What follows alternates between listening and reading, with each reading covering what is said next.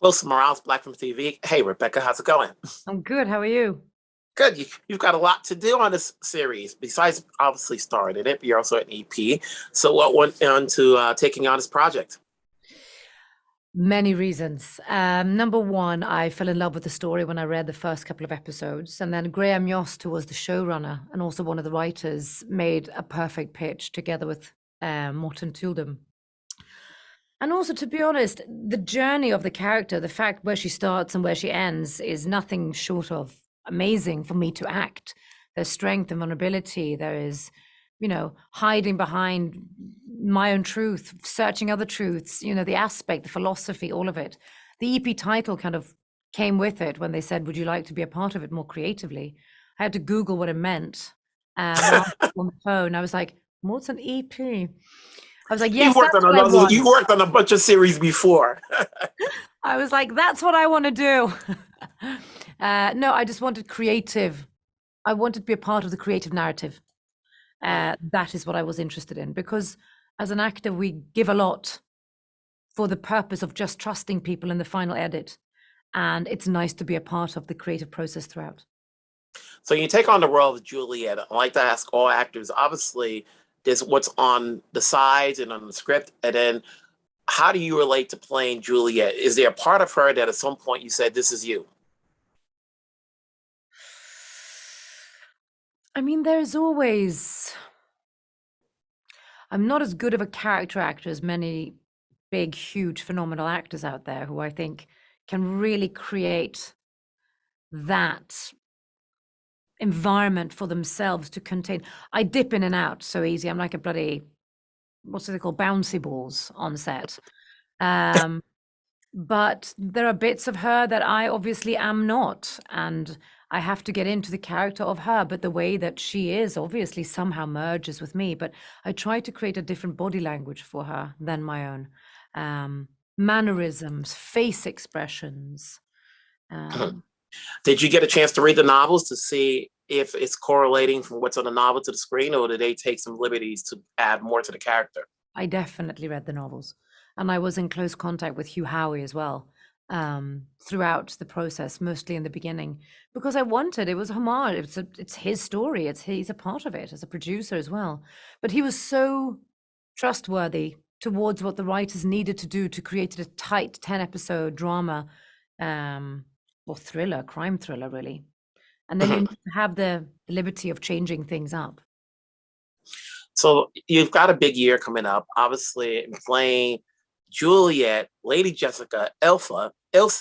What goes in playing these strong characters that we're going to see later on? Sorry, what was the question? Between the other two projects you have coming on this year, at least on the big screen, between obviously Juliette here and Lady Jessica there and Elsa in the other movie, what goes in playing these strong characters? Finding what makes them human. Find what it is that makes people be able to relate to them. What is it that makes the character interesting? Whether she has a vagina or a penis, do you know what I mean? It's not interesting. What I want to know is, how does she start here and get to there, down to there? What is it that breaks her? What happens when she's alone? Everything that you and me, when we put this interview down, how do you feel? How do I feel? Was this good? Did I feel vulnerable? Shit, I have to go and do it again. Like all of these emotions, but to find them and crack them and then put them in a show, that's what's interesting for me. Mm-hmm. And just to wrap it up regarding the silo, how many stairs would you say you've walked? Do you Would know you what be I able always to go tell? all the way 144 down and up? You think I've walked many stairs? You should see the ADs, the people on set, the guys, and also the background extras and the artists. Hundreds, thousands. That's a good exercise. Well, congrats on the role. Congrats on the series. I'm sure hopefully we'll talk later on. You got some big projects, so we'll hopefully talk We'll later. definitely meet up later. Yes. Take care. Thank you, Wilson. Bye. Yep. Wilson Morales from Black from TV. Hey, Common. Wilson, how are you? Good, good. You're always working. I saw you on Broadway. Congratulations on that. Now you're here in the series. It's not often you're saying yes to a series. What went into saying yes to this? Well, man, I thought the writing for Silo was just exceptional. It was one of those things where I was reading and I couldn't stop. I wanted to be like, I was having celebrating my birthday and out on a boat with friends, and I started reading the script before we went out, and I couldn't wait to get off the boat to go read. And that for me means a lot because I was really having a peaceful, wonderful birthday. And when I have something that I really yearn to be a part of, and it just strikes that place in my soul, I'm like, man, I got to be a part of it. And I kind of put it out. I put it out there in the atmosphere, put it in the universe, and pray on it and hope to receive it. And I feel like everything was in alignment with this project. Like the type of characters I would love to do, people that are complex, working with great actors, working with talented directors and a showrunner and writers that know how to like really give dynamics to characters. So it just hit all the marks for me. And man, it's been greater than I even knew it would be. And playing the role of Sims, is there anything within his character traits that you related to that as you read the script, you're like, I like this. There's a little bit of me in there.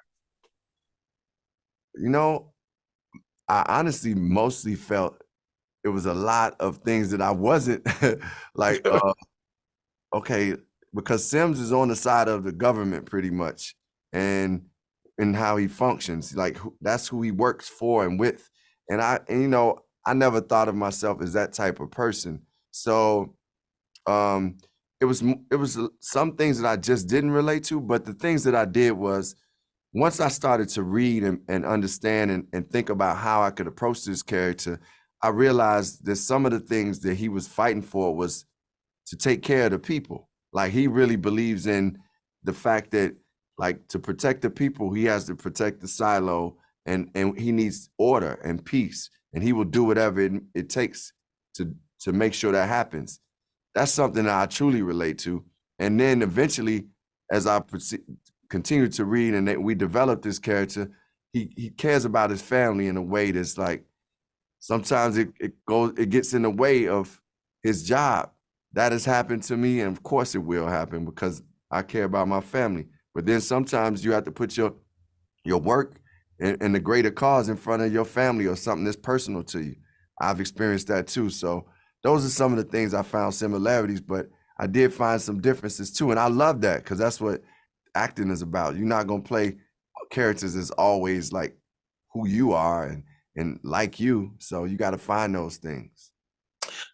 What would you say has evolved from your skill set as an actor, having done Broadway and now this series?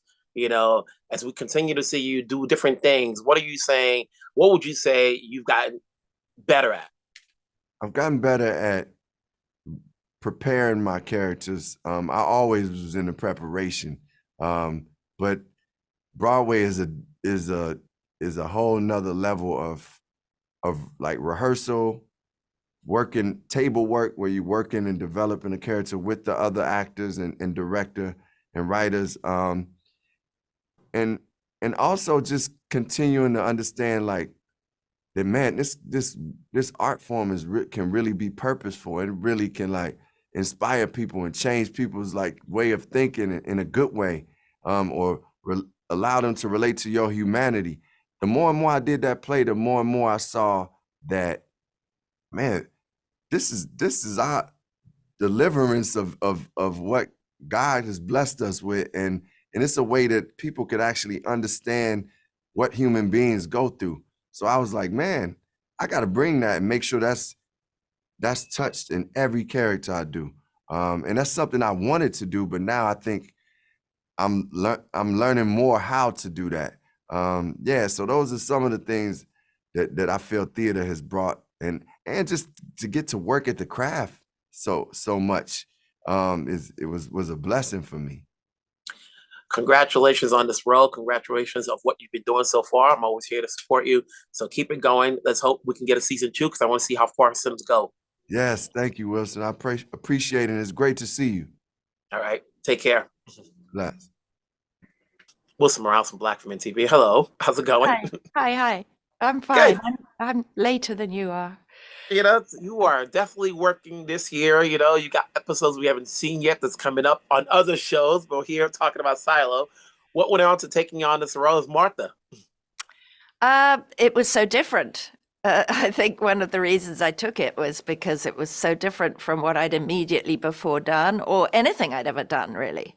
And I kind of liked, it was a challenge, really, to be somebody who doesn't use, dare I say it, charm or looks or anything like that to get around the world. Somebody who doesn't really care what people think of her, who gets on with the job, who has passionate feelings but doesn't necessarily tell everybody about them. That's quite a challenge for an actor, and it's an interesting job. Now, the character, if I believe, and I don't know forgot how to pronounce the word, is someone that hasn't left her quarters in such a period of time. And I forgot what they call those people that stay confined. We say agoraphobic. My husband, who's American, says agoraphobic. It actually comes from agora, which is Greek for the marketplace, and phobia, fear. So you're afraid of open spaces. You're afraid of public spaces, and it's the opposite of claustrophobia. So you see, you did your deep dive. Yeah. You did your deep dive because you knew it was going to come up and so forth. So saying that, how much did you go into it? Had you spoken to anyone who's gone through this, or is this part of the script? Is the character the same character from the book? The character is not the same character. The book has a man, and in their great wisdom, they decided to give a woman a job. So I'm glad about that. So the book doesn't feed you very much about that personal character, but and I'm ashamed to say I didn't actually meet anyone who was agoraphobic, although I have known somebody who was way back, and they've long since passed, so I couldn't interview them. But I did watch a documentary film about somebody who was, and of course it's a condition that's more psychological than anything else. And so you have to find a reason that matches the story for you about why your character is in this state of fear. And that was the challenge, to invent a version of that history that I could go along with that would explain why you would never go out of your room, and whether she will ever leave, and what will make her leave. Now, you've been on Ted Lasso, Succession, obviously, and this one. All three shows are highly talked about. What goes on into saying yes to the projects you take? First of all, you're limited to what comes your way, I think. I mean, if I was in a higher status, I'd knock on the doors and say, you got to have me. But so I'm kind of, out of the things that come my way, what smells good and what smells like it might not work. I don't profess to be, somebody who knows what's going to work. I love the fact that we have no idea, really. But I know that the main key for me is the writing. Can I say these lines? Do they sound real? Does this character seem truthful? And who's the rest of the team? Who am I going to work with? Now, I have to confess that for Ted Lasso, I watched season 1 before I joined. And, it's a no-brainer. Of course, I'm going to do it. And for Succession, I watched the pilot before I joined. So I didn't get either of those jobs just from reading the script. So, that's cheating. I saw the great work already, and I thought I'd like to join in. With this, it was more based on the script and just thinking, I like the tone of this piece, and yeah. Well, you've got good intuition. Congratulations on choosing these roles, and hopefully we'll talk later on. But for right now, we'll see how far Martha goes into the series. Let's see what she says, and hopefully she gets out and starts walking. Thank you. Take care. Wilson Morales from Black Women TV. How's it going, Chinaza? It's going really good, man. Up until this year, I was like, who is this guy? Then I saw you in A Good Person, and now you've got a regular role. So if you're not on the big screen, you're on a small screen. What went into saying yes to taking on his role of Paul Billings? Well, I'm glad you saw A Good Person too. I appreciate that. I saw this, I read the script and I just immediately connected to him. I think it's really cool to see a character who it's really simple, really believes in something and slowly has that belief challenged. And you can tell there's going to be a whole journey with that. And I really enjoyed that. Mhm. And when you take on this character, and I like to say, whenever an actor plays on the road, it's got to be a little bit about himself within the character that you're playing. So, what is it about? What are some of the traits that Paul has that you could see in yourself as you were reading your script and as the episodes went by? I think I can, I understand that feeling of blind faith sometimes. I know what it feels like to really, really believing something. And I know how vulnerable that can be, something that I really relate to. And I know that about this idea of considering yourself, thinking of yourself a certain way. Like Paul thinks of himself as a good person. And how dangerous is that? How much are you challenging yourself to be like, well, who am I really? Am I asking those hard questions? So that felt really easy to relate to. Mm-hmm. Had you had a chance to read the book prior to the series, or you just wanted to play off what the script is telling you? No, I read the books. I read all 3 books. The way my brain works, I just had to take in as much as I could. And so you basically cheated knowing where this character is going to go. Cheated, yes. But the cool thing with the show is that the writers, with Hugh's blessing, have moved some things, changed some stuff. So I think even if you read the books, even that would be a fun little journey, seeing what's different. Are we getting everything that's in the books in the series, or did they, add in something different so that way, like you just mentioned, they throw you off a bit? Yeah, I think they definitely, what I would say is that there's some things that got a couple of sentences in the book or a couple paragraphs, and the show just explodes it. I think what's really cool about that is that there's so many little details in that book, and I feel like the writer's room is having so much fun. So I definitely feel like you'd be like, oh, I remember that. But, you get the pleasure of seeing it fully investigated. Now, you did Dickinson, and obviously, as I mentioned, you did A Good Person. Now you got another series, worked with different directors, different writers. Actors could never stop learning. What did you get from working on this series, skill set wise, that you can take on to your next project, whatever it may be? Well, one thing I really got is Rebecca Ferguson is the lead and executive producer, and she showed me what a lead can be. And I'm being genuine. She was relentless in her work, but she also was really invested in making sure that the set felt a certain way and that people felt good. And it just made me realize, oh, there's a kind of responsibility that can come with that position when you're ready for that position. Also, and skill set wise, I'm just working with so many good actors who don't force anything, who won't play a false beat. It was the same thing with A Good Person. So just trying to be like, yeah, how honest can I be? How can I continue to push to be more honest? The series are kind of reminding me, and I'm old enough to say Logan's Run. Do you remember Logan's Run? Yeah, great movie. And it's sort of like, or The Island. Do you remember The Island, Michael Bay? Yeah. There's a little bit of all of those in this movie, in the series, where you kind of think it's going to go, but hopefully we're going to get a season 2 to see where it goes, and maybe they'll work on something that's different from the book. With so much product out there nowadays between what's on cable and streaming and in the theaters, what's going to get an audience to watch this? Because like I said, we have options now. Before it was like, okay, a couple of series here and there, but now there's no break. There's no summer break of repeats. There's always something new coming up. You're so right. Logan's Run is a deep cut that I love. I loved that movie growing up, so I haven't thought of it in a long time. I think it's double-sided. I think you can look at the cast and the creative team, and I think a lot of people are gonna be like, let me see what these guys are doing. And then that's my hope, because there's so many talented people, obviously, in front and behind the camera on this. And then I think once you get into the show, almost every episode, I think, has that beautiful thing where you just want to go a little further in to see what's coming next. There's so many big questions, and I hope that will pull people through for the entire roller coaster.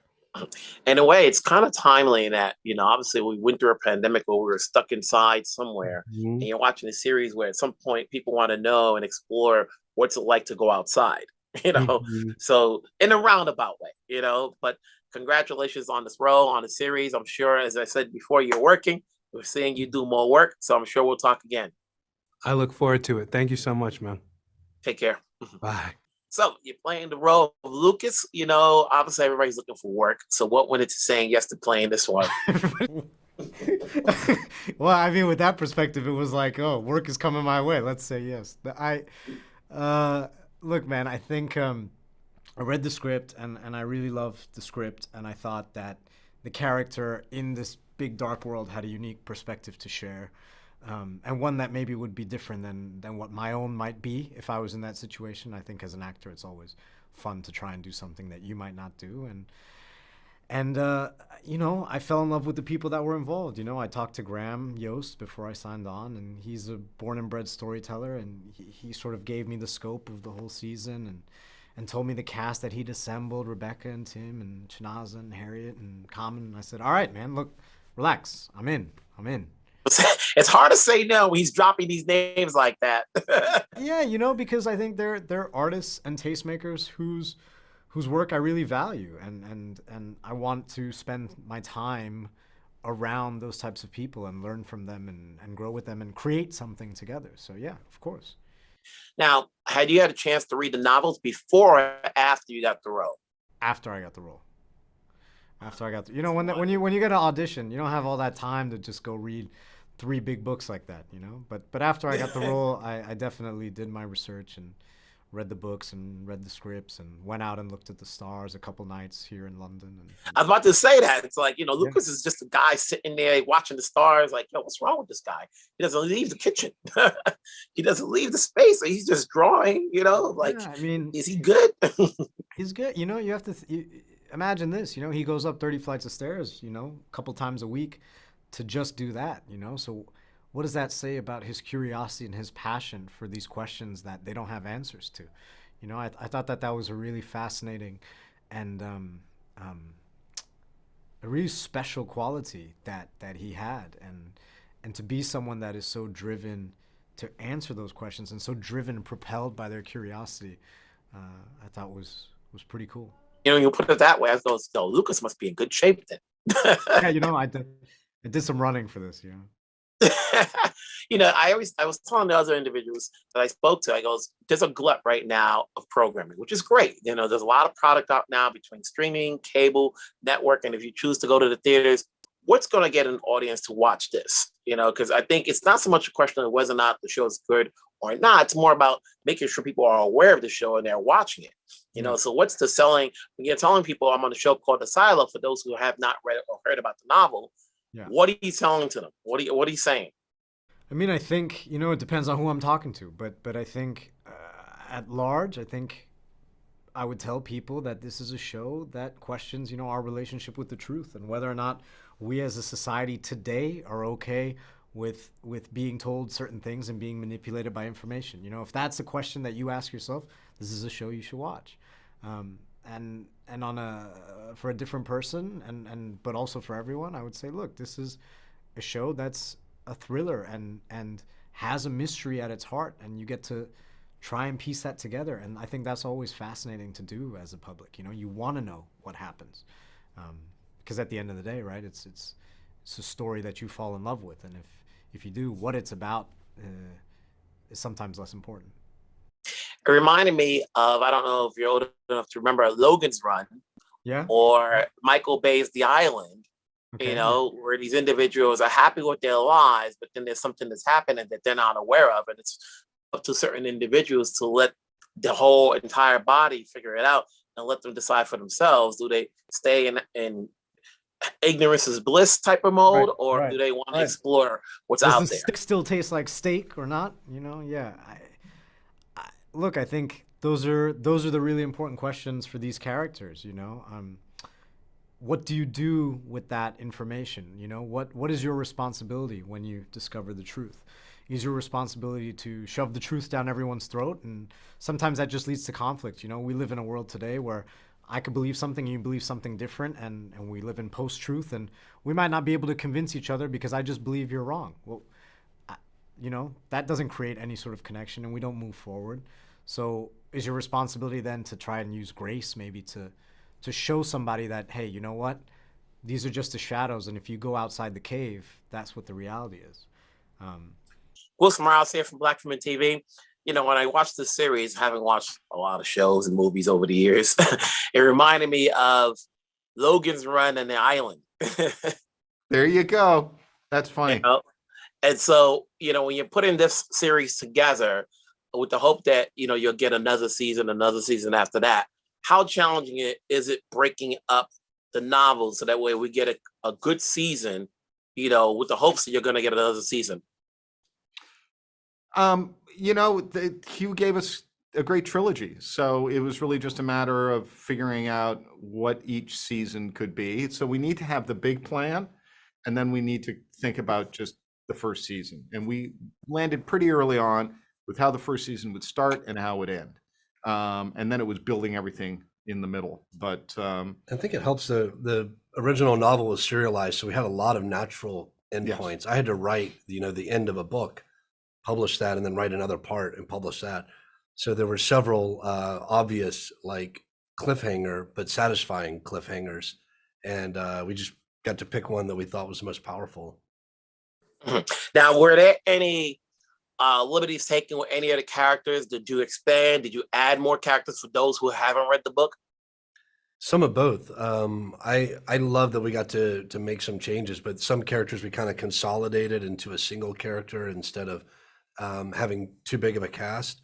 Some of the characters who have a small part in the book have much larger roles in the season. I think every one of those decisions was logical, and even diehard fans of the book are going to watch this, and they're not going to be able to imagine you telling the story any other way. It just this is the best version of the story you can make for the small screen. What went into changing Harriet's character from male to female? Was that to give Juliette somewhat like a surrogate mother? yes, essentially that's it. Simple Yeah. as. I think we also went with kind of the best actor for that part. Yeah. As someone you'd worked with before. Well, there was I'd not worked with Harriet, but I've loved Harriet's stuff for a long time, and so to get her to play Walker was a real treat. I did ask her if I could call her Dame Harriet because she is a dame in the British system, and she said no. So that was disappointing. Shut you But down. yeah, And then there's the setting of it all. You say 144, and you're like, really? It couldn't have there been any shorter? Logistically, how long does it take? I think as I watched the series, it takes 2 days to go 144 steps down. well, if you're 75 years old, as the mayor and Marins are, it can take a day to get down for people that age, and 2 days to get back up. I will say, good- two good things about math. that. If you're the mayor, you have to do a lot of glad handing on the way, so you don't get to do it uninterrupted. But the first time I walked up the 3 stories that we built, It's exhausting. anybody who thinks that you shouldn't take a day or two to do it should come walk a few flights, because not only is it exhausting, it's dizzying. You're walking in a tight circle. You need to stop and wander off and do other things. Also, these are really tall stories. And then Yeah, because each level is 30 feet. But listen, there's also in an episode, there's a race that people do from the bottom to the top. And I modeled that on the race at the Empire State Building, which takes the fastest runners do that in about 11 minutes. So I figured it'd take about 45, 50 minutes to run the silo. And Graham, as a writer, because this is a weekly series, which is a good thing because it gives people time to invest in where it's going to go, as opposed to, some shows that play all its episodes at once. Does that give you time to break up to know how intense you want to make it leading up to the next episode, as opposed to something that's going to continuously run? Well, I mean, the weird thing, I don't know how you watch TV, but I know with my wife and me, we some things will just wait and then binge, and other things, and a lot of the Apple shows, it's like, when's the next Ted Lasso coming out? And we do wait the week.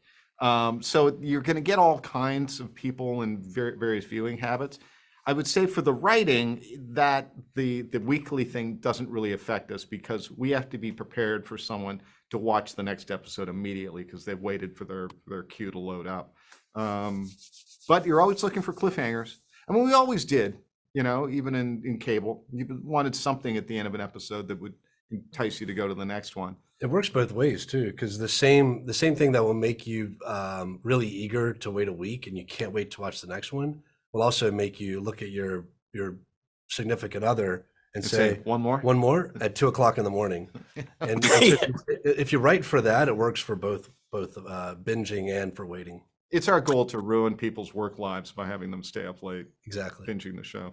That was me. It goes 1 more, 2 in the morning. You can do that. We can do that. Congratulations, guys, for keeping it going. Let's hope we can get a season 2 out of this. So I want to see where these characters are going. Take care. Thank you. Thank you.